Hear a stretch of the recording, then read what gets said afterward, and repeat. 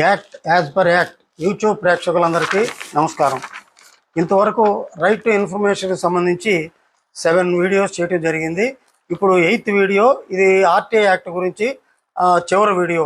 అంటే దీంట్లో మన ఆంధ్రప్రదేశ్లో రైట్ టు ఇన్ఫర్మేషన్ యాక్ట్ అనేది ఏ విధంగా అమలు జరుగుతుంది అనే దాని గురించి ఈ యొక్క వీడియోలో మనం చర్చించబోతున్నాం. ఆంధ్రప్రదేశ్కి వచ్చేటప్పటికి ఈ రైట్ టు ఇన్ఫర్మేషన్ యొక్క ప్రోగ్రెస్లో పెర్ఫార్మెన్స్కి వచ్చేటప్పటికి మన దేశంలోనే ఇది 11వ ప్లేస్లో ఉంది. మనకు మొత్తం మన కంట్రీలో 28 రాష్ట్రాలు, 8 యూనియన్ టెరిటరీస్ ఉన్నాయి. వీటన్నిటిలో కూడా ఫస్ట్ 3 ప్లేసెస్లో కర్ణాటక, తమిళనాడు, కేరళ ఈ 3 స్టేట్స్ ఉన్నాయి. మరి ఆ 3 కూడా సదరన్ స్టేట్సే. అయితే మన సదరన్ స్టేట్ అయినటువంటి ఆంధ్రప్రదేశ్ 11th ప్లేస్లో ఉంది. మరి దీన్ని బట్టి మనం ఆర్టీఐ యాక్ట్ ఇంప్లిమెంటేషన్లో చాలా వెనుకబడి ఉన్నాం దేశంలోని చెప్పొచ్చు.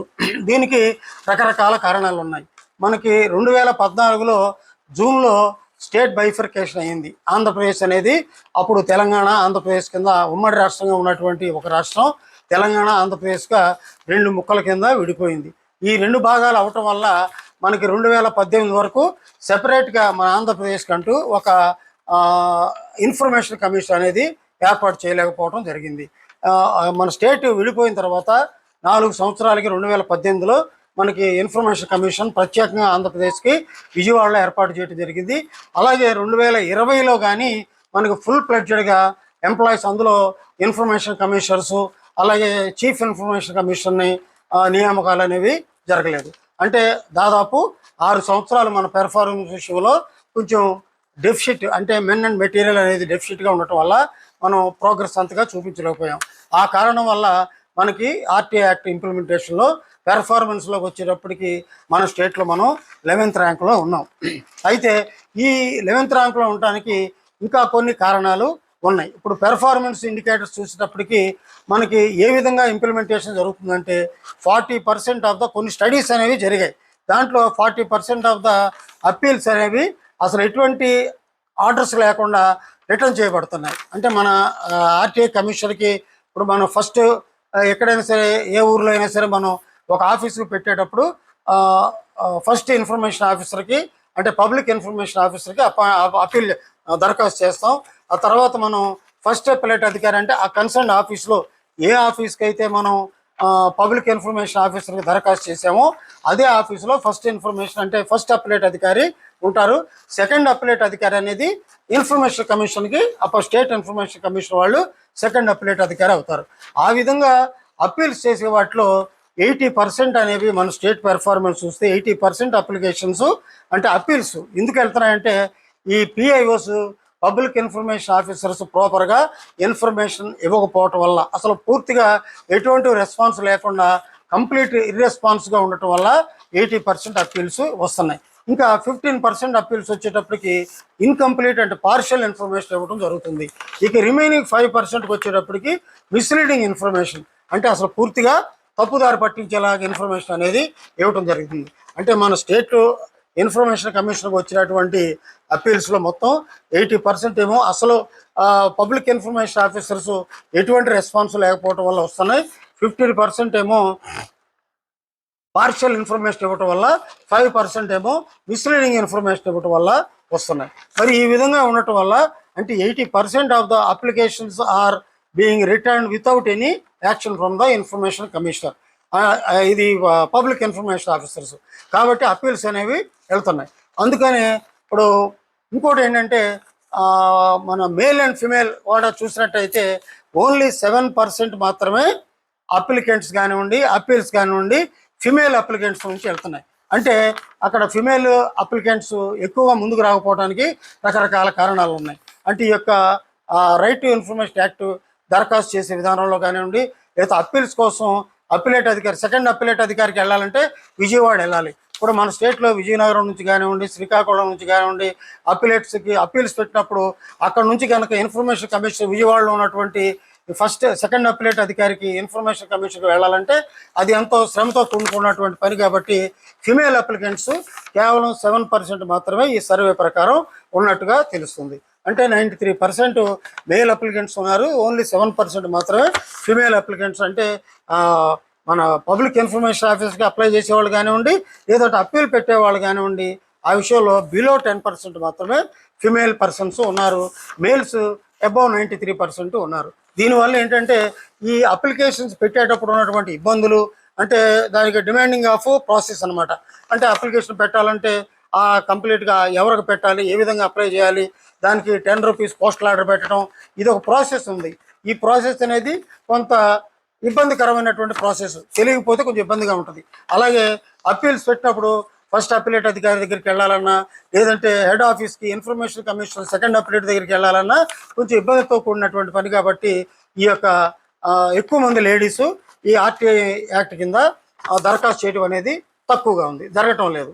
అందుకని ఈ యొక్క మేల్ అప్లికెంట్స్ మాత్రమే ఈ విషయంలో ఎక్కువ మంది ఉన్నారన్న విషయం సర్వేలో తేలుతుంది. ఇప్పుడు మన స్టేట్లో ఈ ఆర్టీఐ యాక్ట్ ఇంప్లిమెంటేషన్ ప్రాపర్గా, అంటే పెర్ఫెక్ట్గా, స్పీడ్గా ఉండకపోవటానికి ఉన్నటువంటి మరికొన్ని కారణాలు ఇంతకుముందు మనం చెప్పుకున్నాం. ఏంటంటే మన స్టేట్ బైఫర్కేషన్ వల్ల కొన్ని ఇబ్బందులు రావటం వల్ల ఒక 5-6 సంవత్సరాలు మనకంటూ ఒక ఇన్ఫర్మేషన్ కమిషన్ లేకపోవటం, అలాగే delay in appointing the commissioners and chief information commissioners, అటువంటి కొంచెం డిలే ప్రాసెస్ వల్ల కొంత వెనుకబడి ఉన్నాం. అవి కాకుండా మరికొన్ని కారణాలు ఉన్నాయి. అవి ఏంటంటే ల్యాక్ ఆఫ్ అవేర్నెస్. ఈ ఆర్టీఐ యాక్ట్ గురించి అవేర్నెస్ అనేది పూర్తిగా ఇవ్వటం జరగటం వల్ల మన ప్రభుత్వ పరంగా ఈ యొక్క ఆర్టీఐ యాక్ట్ గురించి మంచి పబ్లిసిటీ కానీ, లేదంటే బాగా పనిచేసేటువంటి అధికారులకి ఇన్సెంటివ్స్ ఇవ్వటం కానీ, మంచి ఎంకరేజ్మెంట్ కానీ అలాంటివి ఏమీ పెద్దగా ఉన్నట్టుగా కనిపించడం లేదు. ఇంకోటి ఏంటంటే దాదాపు మోర్ దాన్ 80% కేసెస్లో అసలు ఎటువంటి పెనాల్టీస్ అనేది లేదు. ఆర్టీఐ యాక్ట్ ప్రకారం సెక్షన్ 20 ప్రకారం ఎవరైనా పబ్లిక్ ఇన్ఫర్మేషన్ ఆఫీసర్స్ ఇర్రెస్పాన్సిబుల్గా యాక్ట్ చేసినట్టయితే రోజుకి 250 రూపాయలు చొప్పున పెనాల్టీ విధించే, మ్యాక్సిమం 25,000 వరకు పెనాల్టీ విధించే అవకాశం ఉంది. కానీ ఆ పెనాల్టీ అనేది మోర్ దాన్ 80% కేసెస్లో ఉండటం లేదు. ఆ రిమైనింగ్ కేసెస్లో కూడా అతి తక్కువ పెనాల్టీస్, ఏదో పెనాల్టీ వేయటం, మళ్ళీ తర్వాత వీళ్ళు అప్పీల్ చేసుకుంటే ఆ పెనాల్టీస్ని కూడా వేవ్ చేయటం, ఆ పెనాల్టీస్ కూడా రద్దు చేయడం అనేది జరుగుతుంది. కాబట్టి ఈ యొక్క పబ్లిక్ ఇన్ఫర్మేషన్ ఆఫీసర్స్కి దీని మీద ఒక అటెన్షన్ అనేది లేదు. అలాగే అకౌంటబిలిటీ అనేది కూడా ఇన్ఫర్మేషన్ కమిషనర్స్లో ముఖ్యంగా స్టేట్ హెడ్ ఆఫీసు, అంటే మన ఇన్ఫర్మేషన్ కమిషనరేట్ ఎక్కడైతే ఉందో అక్కడ ప్రాపర్ అకౌంటబిలిటీ అనేది కూడా లేదు. మనం గతంలో చూస్తే ఒక ఈ సంవత్సరం కాలంలోనే మన స్టేట్ హెడ్ ఆఫీస్, అంటే ఇన్ఫర్మేషన్ కమిషన్లో ఉన్నటువంటి కమిషనర్స్ చాలామంది శాలరీస్ పే చేయలేదని చెప్పి గొడవ పట్టడం కూడా మనం చూసాం. అంటే అక్కడ ఉన్నటువంటి కమిషనర్స్ వాళ్ళు రెగ్యులర్గా ఆఫీస్ రావట్లేదని చెప్పేసి వాళ్ళకి శాలరీస్ కొన్ని రోజులు స్టాప్ చేస్తుంటే, మా శాలరీస్ ఎందుకు స్టాప్ చేస్తారని చెప్పేసి వాళ్ళు అక్కడ గొడవ పట్టడం కూడా జరిగింది. అంటే ఈ ప్రాపర్గా ఆఫీస్కి కూడా అటెండ్ కానటువంటి ఇన్ఫర్మేషన్ కమిషనర్స్ వాళ్ళ అకౌంటబిలిటీ ఏం చూపిస్తారు, ట్రాన్స్పరెన్సీగా అడ్మినిస్ట్రేషన్ ఏం నడుపుతారు, దీనివల్ల ఈ యొక్క పెర్ఫార్మెన్స్, మన స్టేట్ పెర్ఫార్మెన్స్ 11th ర్యాంక్ వెళ్ళిపోవడంలో ఈ యొక్క కమిషనర్స్ యొక్క పెర్ఫార్మెన్స్ కూడా poor performance, irresponsible attitude, unaccountable attitude కూడా ఒక కారణంగా చెప్పుకోవచ్చు. అలాగే శిక్షణా కార్యక్రమాలు, proper training to the officers. ఇప్పుడు పబ్లిక్ ఇన్ఫర్మేషన్ ఆఫీసర్స్కి మన ఎప్పుడో ఫస్ట్లో ఆర్టీఐ యాక్ట్ వచ్చినప్పుడు 2005 ఆర్టీఐ యాక్ట్ అనేది ఇంప్లిమెంటేషన్లోకి వచ్చినప్పుడు మొదట 4-5 సంవత్సరాలు కొద్దిగా అడావిడి చేయటం, ఏదో కొంచెం ఇన్స్ట్రక్షన్స్ ఇవ్వటం, బుక్లెట్స్ ఇవ్వటం, అవి చేశారు తప్ప ఆ తర్వాతగా ప్రాపర్గా ఈ యొక్క ట్రైనింగ్ అనేది లేదు. ఆర్టీఐ యాక్ట్ ఇంప్లిమెంట్ చేసేటువంటి పబ్లిక్ ఇన్ఫర్మేషన్ ఆఫీసర్స్కి, అలాగే అప్డేట్ అథారిటీస్ కూడా ప్రాపర్ ట్రైనింగ్ అనేది, అలాగే ప్రాపర్ మెటీరియల్. ఇప్పుడు ఎన్నో కొత్త గైడ్లైన్స్ వస్తున్నాయి. రీసెంట్గా మనం లాస్ట్ వీడియోలో చెప్పుకున్నాం, DoPT, department of personal and training వాళ్ళు న్యూఢిల్లీ వాళ్ళు కొన్ని మెమోస్ ఇస్తున్నారు, కొన్ని ఇన్స్ట్రక్షన్స్ ఇస్తూ ఉంటారు. ఆ ఇన్స్ట్రక్షన్స్ కూడా ఎటువంటి ఈ పబ్లిక్ ఇన్ఫర్మేషన్ ఆఫీసర్స్కి ప్రాపర్గా ఇన్ టైంలో సప్లై కావట్లేదు. అలాగే లేటెస్ట్ జడ్జిమెంట్స్, ఇప్పుడు మన గౌరవ న్యాయస్థానాలు, హైకోర్టు వారు కానివ్వండి, సుప్రీంకోర్టు వారు కానివ్వండి, ఈ ఆర్టీఐ యాక్ట్ గురించి మధ్యలో కొన్ని జడ్జిమెంట్స్ పాస్ చేయడం జరుగుతుంది. ఆ జడ్జిమెంట్స్ కూడా ఈ యొక్క అందవలసినటువంటి ఈ అధికారులకి, అంటే పబ్లిక్ ఇన్ఫర్మేషన్ ఆఫీసర్స్కి, అలాగే అప్లెట్ అధికారులకి ఈ ఇన్ఫర్మేషన్ అనేది పాస్ అని కావట్లేదు. దానివల్ల కూడా లేటెస్ట్ ఇన్స్ట్రక్షన్స్ అనేవి తెలుసుకోవడం అనే దానికి వీలు పడటం లేదు. ఇంకా మెన్ అండ్ మెటీరియల్, ఈ యొక్క ఆఫీస్లో వీటి గురించి, రైట్ టు ఇన్ఫర్మేషన్ యాక్ట్ గురించి పనిచేసేటువంటి సిబ్బంది యొక్క సంఖ్య కూడా చాలా తక్కువగా ఉంది. ఒక్కొక్క చోట ఒక్కొక్క ఊరిలో కొంచెం ఆర్టీఐ యాక్టివిస్ట్ యొక్క తాకిడి ఎక్కువగా ఉంటుంది. ఎక్కువ మంది ఈ దరఖాస్తుదారులు ఉంటూ ఉంటారు. అక్కడ అవేర్నెస్ ఉండటం వల్ల కొన్ని చోట్ల ఎక్కువ మంది దరఖాస్తులు చేస్తూ ఉంటారు. వాటిని డీల్ చేయాలంటే ప్రతి సెక్షన్కి ఒకరిద్దరు ఈ ఆర్టీఐ యాక్ట్ గురించి తెలిసినటువంటి వాళ్ళు, ఈ రూల్స్ అండ్ రెగ్యులేషన్స్ తెలిసినటువంటి వాళ్ళు పబ్లిక్ ఇన్ఫర్మేషన్ ఆఫీసర్స్ అవసరం. కానీ మన ఆఫీసులకు వచ్చేటప్పటికి చాలా చోట్ల ప్రాపర్ ట్రైన్డ్ ఎంప్లాయీస్ అనేవాళ్ళు లేరు. దీనివల్ల కూడా ఈ ఉద్యోగులు కొంతమంది ఇబ్బంది పడుతున్నారు. అలాగే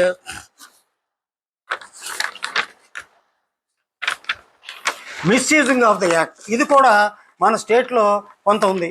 కొంతమంది ఏం చేస్తారంటే వాళ్ళకు ఉన్నటువంటి ఆర్టీఐ యాక్ట్ని కొంతమంది అధికారులను హెరాస్ చేయడానికి, అంటే వాళ్ళకి అవసరం లేకపోయినప్పటికీ కూడా ఏదో విధంగా లెంగ్తీ ప్రాసెస్ ఉండేటువంటి, లేదంటే బల్క్ ఇన్ఫర్మేషన్, అంటే పెద్ద పెద్ద ఒక బండిల్స్ ఇన్ఫర్మేషన్ అడుగుతుంటారు కొంతమంది. ఇదేంటంటే ఈ హెరాస్మెంట్ అనేది ఉండకూడదు. ఈ మిస్యూజింగ్ ఆఫ్ ఆర్టీఐ యాక్ట్ దీనివల్ల కూడా కొంత ఇబ్బందులు పడుతున్నారు అధికారులు. కాబట్టి దీనికి ఏంటంటే ఇటువంటి వాటి నుంచి మనం ఏ విధంగా మన ఎంప్లాయీస్, అంటే కొంతమంది తక్కువగా ఉంటారు, అయినప్పటికీ ప్రతి ఊళ్ళో కూడా ఒకరిద్దరు ఉండే అవకాశం ఉంటుంది. కొంతమంది కావాలని అధికారులు వేధించడం, ఇదే పనిగా పెట్టుకొని ఎక్కువ లెంగ్తీ ప్రాసెస్లో ఉన్నటువంటి ఇన్ఫర్మేషన్ కావాలని అడగటం. అంటే ఇప్పుడు రెడీగా లేనటువంటి ఇన్ఫర్మేషన్ కొన్ని చోట్ల ఈ యొక్క మనకి ఫస్ట్లో ఆర్టీఐ యాక్ట్ వచ్చినప్పుడే ఫస్ట్లో ఏం చెప్పారంటే, ఆర్టీఐ యాక్ట్ ఇంప్లిమెంటేషన్లోకి వచ్చిన వెంటనే 120 రోజుల్లోగా, అంటే 4 నెలల్లోగా సెక్షన్ 4(1)B ప్రకారం, section 4(1)B of RTI act 2005 ప్రకారం ఫుల్ ఇన్ఫర్మేషన్ అనేది ప్రతి ఆఫీస్లోనూ తయారు చేసుకోవాలి. అంటే అసలు what is the functioning of that office, what are the functions and responsibility of the officers, what are the cadre of the officers, what are the strength of officers, what are the sections, అసలు ఆఫీసులో ఏమేమి sections ఉంటాయి, who are the section heads, what are their duties and responsibilities, అంటే what are the programmes available to the public, ఈ welfare activities ఉంటాయి, welfare schemes ఉంటాయి, అవన్నీ ఏమేమి ఉంటున్నాయి, what is the eligibility criteria, how to apply, ఇవన్నీ కూడా మొత్తం సెక్షన్ 4(1)B కింద ప్రతి ఆఫీస్కి ఆ ఆఫీస్ యొక్క పనితీరు గురించి, ఆఫీస్ యొక్క ఫంక్షనింగ్ ఏ విధంగా ఉంటుంది, అక్కడ ఉన్నటువంటి అఫీషియల్స్ నాన్ అఫీషియల్స్ ఎవరు అనే విషయాన్ని పూర్తిగా సెక్షన్ 4(1) కింద వెబ్సైట్లో ఉంచమన్నారు. దాన్ని కూడా మన డిఓపిటి వారు ఇచ్చినటువంటి ఇన్స్ట్రక్షన్ ప్రకారం ప్రతి సంవత్సరం కూడా దాన్ని అప్డేట్ చేయాలి. ఇప్పుడు 2005లోనో 2006లోనో పెట్టినటువంటి ఇన్ఫర్మేషన్ అదే అలా ఉంచకుండా, ఇప్పుడు ఏంటంటే లేటెస్ట్ స్కీమ్స్ వస్తూ ఉంటాయి, లేటెస్ట్ జీవోస్ వస్తూ ఉంటాయి. ప్రతి దాన్ని కూడా పబ్లిక్ అడగకుండానే చాలా వరకు సమాచారం ఈ సెక్షన్ 4(1)B కింద పెట్టినట్టయితే ఈ తాకిడి, అంటే మాకు అది కావాలి ఇది కావాలని అడిగేటువంటి అవసరం ఉండదు.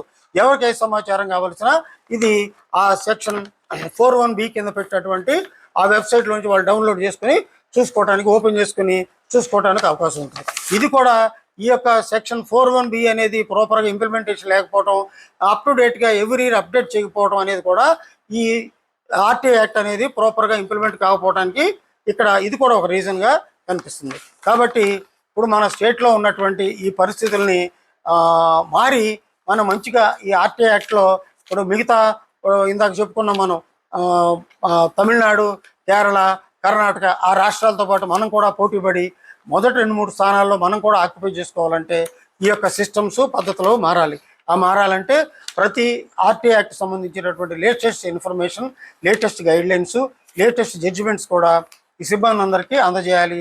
అలాగే ప్రాపర్ ట్రైనింగ్ అనేది ఈ పబ్లిక్ ఇన్ఫర్మేషన్ ఆఫీసర్స్కి, అపిలేట్ అధికారులకి ఇవ్వాలి. అలాగే ఎంకరేజ్మెంట్, ఇప్పుడు పనిష్మెంట్ గురించి నాకు అనుకున్నాం, సెక్షన్ 20 ఆఫ్ ఆర్టీఐ యాక్ట్ ప్రకారం ఎవరైనా పబ్లిక్ ఇన్ఫర్మేషన్ ఆఫీసర్స్ ప్రాపర్గా పనిచేయకపోతే రోజుకి 250 రూపాయలు చొప్పున మ్యాక్సిమం 25,000 వరకు ఫైన్ వేసే అవకాశం ఉంది. మరి అటువంటి పరిస్థితుల్లో బాగా పనిచేసే అధికారులు, కొంతమంది అధికారులు సిబ్బంది ఉంటారు, వాళ్ళకి ఇన్సెంటివ్స్ కూడా గవర్నమెంట్ అనేది ఇంట్రడ్యూస్ చేయాలి. ఎవరైనా 100% అప్పీల్స్ కానీ 100% అప్లికేషన్స్ డిస్పోజ్ చేయడం జరిగితే వాళ్ళకి ఏదో సమ్ ఫైనాన్షియల్ ఇంక్రిమెంట్స్ అను, లేకపోతే ఇన్సెంటివ్స్ అను, లేకపోతే ప్రమోషన్స్ అను, ఏదో ఒకటి మెరిట్ సర్టిఫికేట్స్ అను ఇవ్వటం అనేది పెట్టుకున్నట్టయితే ఈ యొక్క కార్యక్రమాల ద్వారా కూడా ఎంకరేజ్ చేసి ఈ యొక్క ఆర్టీఐ యాక్ట్ అనేది పూర్తి స్థాయిలో ఇంప్లిమెంటేషన్ అవ్వడానికి అవకాశం ఉంటుంది. అలాగే ఈ ఇన్ఫర్మేషన్ కమిషన్లో కూడా మార్పు రావాలి. ఏది సెకండ్ అప్లేట్ అధికారులు ఉన్నటువంటి ఈ స్టేట్ ఇన్ఫర్మేషన్ కమిషన్ యొక్క పనితీరు మారాలి. ఇక్కడ ఈ యొక్క ఆర్టీఐ యాక్ట్లో వచ్చిన ప్రాబ్లం ఏంటంటే, ఫస్ట్ ఇన్ఫర్మేషన్ అంటే పబ్లిక్ ఇన్ఫర్మేషన్ ఆఫీసర్స్ ఎవరైనా సరే 30 రోజుల్లోగా దరఖాస్తును డిస్పోజ్ చేయాలని ఉంది. కానీ అది ఈ సెకండ్ అప్లేట్ అధికారికి, అలాగే స్టేట్ ఇన్ఫర్మేషన్ కమిషనర్కి మాత్రం ఇన్ని రోజుల్లో డిస్పోజ్ చేయాలనే రూల్స్ లేవు. దానివల్ల కూడా అక్కడ నెలల తరబడి ఈ యొక్క దరఖాస్తులు పెండింగ్ పెట్టుకోవడం, అలాగే వితౌట్ ఎనీ రీజన్స్ వాళ్ళు జస్ట్ రిజెక్ట్ చేయటం, అసలు కొన్నిటికైతే రెస్పాన్స్ కూడా ఉండదు, అసలు అప్రూవ్ చేశారా, ఇన్ఫర్మేషన్ ఇస్తున్నారా, రిజెక్ట్ చేస్తున్నారా కూడా తెలియకుండా అలాగా రిటర్న్ అయిపోవటం కూడా సైలెంట్గా, అసలు పెట్టి అప్లికేషన్ ఏమైందో కూడా తెలియని పరిస్థితి ఉంటుంది. కాబట్టి ఈ పరిస్థితులు కూడా మార్చి వాళ్ళకు కూడా సెకండ్ అప్లేట్ అధికారి కూడా ఒక టైం ఫ్రేమ్ అనేది ఇచ్చినట్టయితే, అవసరమైతే యాక్ట్ని అమెండ్ చేసినట్టయితే ఈ యొక్క పెర్ఫార్మెన్స్ మన రాష్ట్ర వ్యాప్తంగా, మన రాష్ట్రంలో కూడా ఆర్టీ యాక్ట్ పెర్ఫార్మెన్స్ని ఇంప్రూవ్ చేసుకుని అవేర్నెస్ క్రియేట్ చేయడం ద్వారా పబ్లిక్ కూడా అవేర్నెస్, అలాగే అధికారులు కూడా అవేర్నెస్ క్రియేట్ చేస్తే, ఇది ఏ ఉద్దేశంతో అయితే ఈ రైట్ టు ఇన్ఫర్మేషన్ యాక్ట్ అనేది పెట్టారో మనం అనుకున్నాం, ట్రాన్స్పరెన్సీ అండ్ అకౌంటబిలిటీ, ఆ యొక్క పర్పస్ అనేది నెరవేరుతుంది. కాబట్టి మరి రాష్ట్ర ప్రభుత్వం ఈ విషయంలో తగిన చర్యలు తీసుకుని అధికారులకి ప్రాపర్ ట్రైనింగ్స్, అలాగే ఇన్సెంటివ్స్ మొదలైన అందజేసినట్టయితే ఈ యొక్క సమాచార హక్కు చట్టం అనేది బాగా పనిచేసి మన రాష్ట్రం కూడా ముందుకు రావడానికి, మొదటి 2-3 స్థానాల్లోకి రావడానికి, పైకి రావడానికి అవకాశం ఉంటుంది. అలాగే ఈ అకౌంటబిలిటీ, ట్రాన్స్పరెన్సీ అనే పర్పస్ కూడా సర్వ్ అయ్యి మన రాష్ట్రంలో మంచి పరిపాలన, సుపరిపాలన అనేది ఏర్పాటు చేయడానికి అవకాశం, సుపరిపాలన అనే దాన్ని తీసుకురావడానికి అవకాశం ఉంటుంది. కాబట్టి ఈ దిశగా మన ప్రభుత్వాలు చర్యలు తీసుకుంటాయని, అలాగే దీన్ని ఇంప్లిమెంట్ చేసేటువంటి అధికారులు, సిబ్బంది కూడా తరోగా ఈ యొక్క గైడ్లైన్స్ విషయంలో ప్రాపర్గా ట్రైనింగ్ అయ్యి ఈ రెఫరెన్స్లు అవి బాగా చూసుకుని సమాచారం ఇవ్వడంలో స్పీడ్గా ఉంటారని, వ్యవహరిస్తారని ఆశిద్దాం. అంతవరకు సెలవు. నమస్తే. Next topic maintenance of service registers of employees. అంటే మన మున్సిపాలిటీలో కానివ్వండి, ఏ డిపార్ట్మెంట్ అయినా సరే ఎంప్లాయీస్ అందరూ కూడా, ప్రతి ఉద్యోగి కూడా అంటే రెగ్యులర్ ఎంప్లాయీస్ అందరికీ కూడా సర్వీస్ రిజిస్టర్స్ అనేవి ఉంటాయి. ఈ సర్వీస్ రిజిస్టర్స్ ప్రాపర్గా మెయింటైన్ చేయకపోవడం వల్ల తర్వాత ఎంప్లాయీస్ చాలామంది ఇబ్బందులు పడుతున్నారు. కాబట్టి సర్వీస్ రిజిస్టర్స్ అనేది ఎలా మెయింటైన్ చేయాలి, ఏ విధంగా నిర్వహించాలనే దాని గురించి నెక్స్ట్ వీడియోలో తెలియజేస్తాను. అంతవరకు సెలవు. మీ ఆర్టీఐ రాజేంద్ర. Thank you.